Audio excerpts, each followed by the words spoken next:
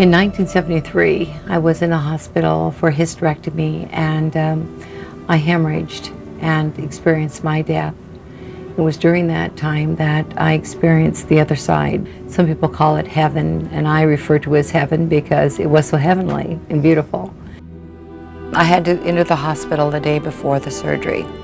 And so after Joe left and they started doing all the pre-op things to you, getting ready for the morning surgery, I was very frightened. I'd never been in a hospital for surgery ever in my life.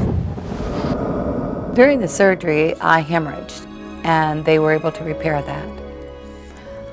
Afterwards, I was fine and was placed in a regular room after recovery. During the evening, I hemorrhaged again, but it was at a time when the nurses were not in the room. It was during that 4 hours that I died.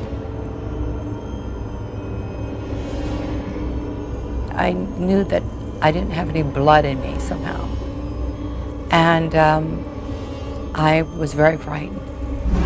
I looked at the clock. It was almost 9:30. And then I felt my body just closing in. And then there was this strange sensation in my chest. Well, I didn't know what it was, but I felt this strangeness in my chest. And then all of a sudden, there was a pop, and I was out. It was almost as though some gigantic magnet was over my body and just pulled me out. And I rose up to the ceiling. Then I flipped around to look back down, and I could see this body laying there. And at first I didn't know that the body was mine. And I came down close to take a look. And I thought, oh my God, I'm dead. I thought of my husband, I thought of my children, and I wanted to go home and see them. And as I thought the thought of that, I looked around to try to find an exit.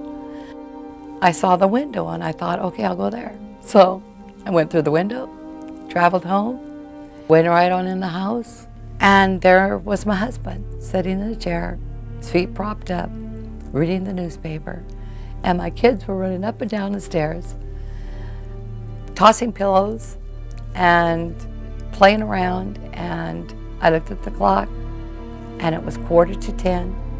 I thought I made him promise that he'd put the kids to bed, and he didn't do it. It was amazing.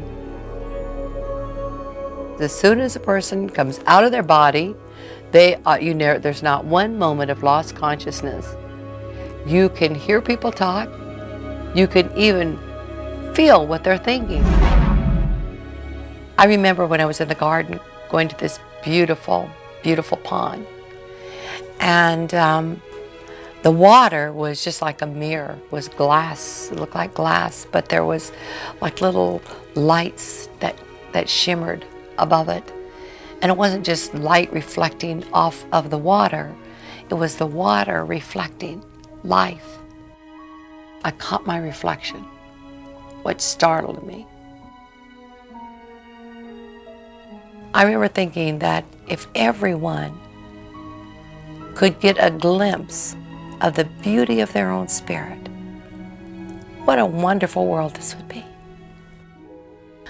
It's difficult to come back to this earth after having had that experience and then to live this mundane life.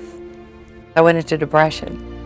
Over time, I overcame that, and I thought, this isn't doing me any good or anyone else any good. And I began to follow my heart. When you ask me, what's it like? I put myself back there so I can feel it again. And as soon as I feel it, it's an emotional thing. I immediately feel the tremendous love and the beauty of it.